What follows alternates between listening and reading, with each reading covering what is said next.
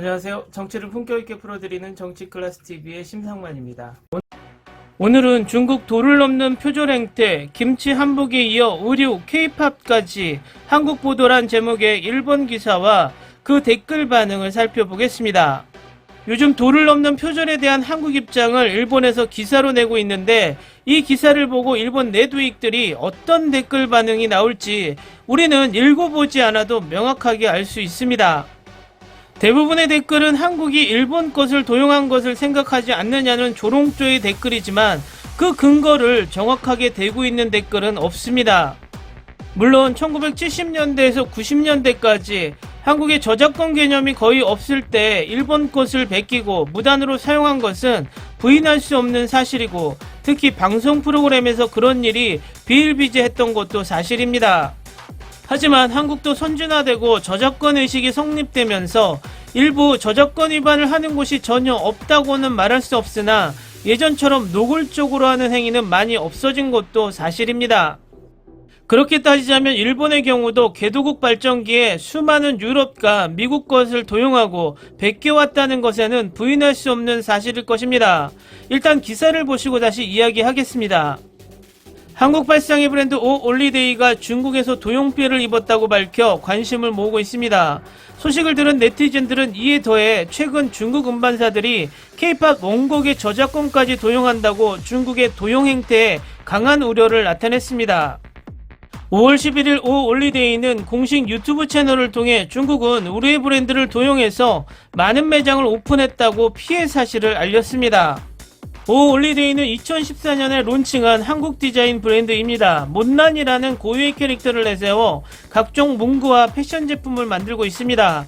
이번에 중국 칭타오에 오픈한 오올리데이 매장은 이른바 짝퉁 매장입니다. 또한 지난해부터는 정품을 판매하고 구매자들에게 상표권을 행사하고 금전을 요구하는 것까지 있었다고 합니다. 이에 오올리데이는 영세기업은 막대한 소송 비용이 없다는 것을 잘 알고 악용하는 브로커들에게 절대로 한국 브랜드를 가볍게 보지 말라는 강력한 선례를 만들지 않으면 안 된다는 사명감이 생겼다며 법적 대응을 암시했습니다. 그러나 소송과 출원, 등록 등 절차에 필요한 비용이 약 1억 원 이상으로 예상되며 금전적인 어려움을 실감하고 있는 것으로 전해졌습니다. 현재 오올리데이는 소송을 위해 펀딩 프로젝트를 진행하고 있습니다. 이처럼 중국의 상표 도용에 의해 피해를 본 한국 기업은 오올리데이만이 아닙니다. 빵과 케이크를 판매하는 파리바게트 등과 의류 브랜드 프라이드 치킨 등 기업의 규모와 업종에 관계없이 무분별하게 일어나고 있습니다. 19일 한국 국회에서 산업통상자원 중소벤처기업위원회 회의에서 특허청에 제출된 자료 등에 따르면 지난해 중국에서 자사이 상표가 도용된 한국 피해 기업은 2,753곳입니다. 797개였던 2019년보다 245% 늘었습니다. 피해 기업 수는 2016년부터 늘었지만 지난해 증가폭은 특히 큽니다. 중국의 도용 행태는 이것뿐만이 아닙니다. 최근 한국의 네티즌들 사이에서는 중국의 레코드 회사들이 한국 가수곡을 번안하여 유튜브에 올려 원곡인 것처럼 등록 저작권을 도용하고 있다는 지적이 제기되었습니다. 한국 가수들의 노래를 중국 측이 무단으로 번안 노래한 후 유튜브에 컨텐츠 아이디를 먼저 등록, 저작권을 강탈하고 있다고 합니다. 누리꾼들은 도둑이라는 표현을 사용하여 강하게 비난하고 있습니다. 이에 누리꾼들은 SNS 등을 통해 해당 사안의 심각성을 알리고 통보에 참여를 호소하는 등 공론화에 들어갔습니다.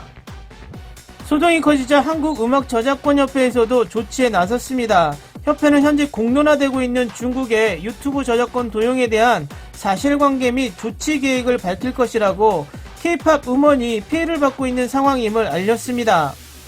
협회는 위에도 유튜브 음악 사용료는 저작 인적권료와 저작권료로 구분되는데 저작권료는 중국 회사에 전달되지 않은 상황이라며 앞으로 저작권료가 성공적으로 배분되도록 유튜브 측의 조치가 완료되어 지난 사용료 또한 소급 조치할 예정이라고 밝혔습니다. 그러나 협회 측은 중국어로 잘못 등록된 노래 제목, 가수 이름 등 정보를 정정하는 것은 협회가 해당국의 저작 인적권을 가진 본인이 아니기 때문에 협회의 요청만으로는 한계가 있다고 전했고 협회는 결국은 해당 음원에 대한 저작 인적권을 가진 원곡의 음반 제작사 측에서도 적극적으로 대응해달라고 호소했습니다. 오늘은 이 기사의 일본 댓글 반응을 보는데 이번에도 지난번과 마찬가지로 하나하나 일본 댓글의 주장을 반박하며 댓글 반응을 읽어가겠습니다. 과연 일본의 기분을 이해할 수 있을까? 상권 분립도 되지 않는 국가가 이해할 수 있으면 기적이라고 생각한다. 이런 저작권 위반은 한국에도 많이 있을 것이다. 한국에도 저작권 위반이 있을 거라는 것도 인정합니다. 하지만 일본 또한 위반 사례가 많을 것입니다. 또 일본이 상권 분립 드립을 자주 치는데 한국의 법정에서 판결이 난 진용공 배상을 정부 차원에서 취소하라고 하는 일본의 주장이 상권 분립이라는 개념을 알고 떠드는 것인지 의문이 듭니다. 일본은 법원의 판결을 정부에서 마음대로 바꿔버리나 봅니다. 딸기라든지 자신들이 해온 일부터 말하세요. 남이 하면 불륜이지만 자신이 주면 로맨스라는 내로남불이지요. 지금까지 행위를 부끄럽게 생각하지 않습니까? 뭐 부끄럽게 생각한다면 그렇게 후한무치한 행동을 했을 리가 없다. 그 지겨운 딸기 이야기 국제법상 이종교배로 다른 종이 생겨났다면 그것은 하나의 다른 종으로 만들어져 로열티를 지불하지 않는다고 명확하게 나와있고 한국의 딸기 품종이 여기에 해당합니다. 일본이 주장하는 한국이 일본 딸기를 베꼈다는 주장은 바보같은 주장이죠. 그렇게 따지면 일본이 만들었다는 팩스는 전화기와 프린터기를 결합한 것이니 로열티를 그 개발자들에게 줘야 하지 않을까요? 중국에서 하면 이런 일은 당연한 일로 생각하겠죠. 주인은 나다라고 반대로 협박하며 오겠죠. 속국은 속국답게 단념할 수밖에 없을 것입니다. 중국도 자신들은 승전국으로 일본은 패전국이므로 위에서 보고 있으니까 자신이 당하기 싫은 것을 남에게 당하고 있기 때문에 자각하고 회개해야 해요. 일본은 백제의 후손이라는 것을 일왕이 증명해 줬으니 앞으로 일본은 한국의 후손국으로 생각하고 한국을 어버이나라로 모시라고 이야기해야겠네요. 일본은 미국의 패전국이라 이렇게 미국에는 꼬리를 마구마구 흔들고 있는 겁니까? 자신들이 하고 있는 것을 이슈에 올리는구나. 딸기를 비롯한 모종을 훔치거나 유니클로와 비슷한 상점과 모방한 드라마로 문제가 된 것 등등 모두 없었던 일로 하고 있는데 일본도 달라고 일일이 호소하면 좋을 텐데. 딸기 이야기는 위에서 했고 유니클로와 비슷한 상점과 유니클로와 같은 상점은 엄연히 다르겠죠. 중국은 그냥 비슷한 것이 아니라 같은 것을 만들어 자기 것이라고 주장하는 것이죠. 일본인들은 문자 이해를 위해 공부를 좀 더 해야겠습니다. 비슷한 것과 같은 것을 구분하지 못하는 나라이군요. 일본에서 K-팝을 지금 흉내내는 그룹들, 특히 탄도소년단이 방탄소년단과 같다고 말하지 않고 비슷하다라고 이야기를 하죠. 그런데 수준이 달라서 솔직히 비슷하지도 않습니다. 자신들은 그런 것을 지금까지 하지 않았다고 하는 기사네요. 자신들은 일본에서 보면 같은 죄라는 사실을 잊지 마세요. 따라서 이것만은 동종도 되지 않습니다. 그러니까 구체적으로 현재 한국이 일본에 무엇을 베끼고 있다는 것인지 구체적인 사례는 하나도 없고 두리뭉실 이야기를 하는 게 요즘 일본의 트렌드인가 봅니다. 저작권은 나라마다 별도인 것이 문제네요. 일본 것도 한국이 만들어 오케이. 그런 모조품이 넘치고 있습니다. 모조한 사람을 잡으면 이것은 내가 기원이다 라고 말하면 기분은 어떻겠습니까? 그러니까 한국이 일본의 것을 어떤 것을 지금 심각하게 모방하고 있는지 구체적으로 예시도 되지도 못하면서 이렇게 국민을 선동하는 게 요즘 일본의 수법이 맞지 않습니까?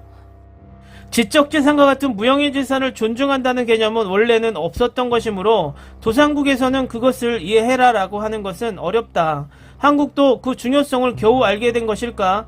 자신이 생각하고 노력하여 만들어낸 것을 쉽게 복사된 사업활동의 불이익을 처음 알게 된 것이구나. 공부하십시오.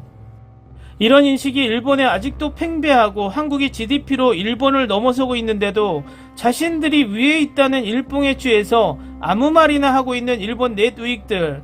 일본인들이 그렇게 열광적으로 좋아하는 걸그룹 니쥬도 한국이 가르쳐줬는데 아직도 일본의 아이돌 수준은 오르지 못하고 있으니 더 공부하십시오.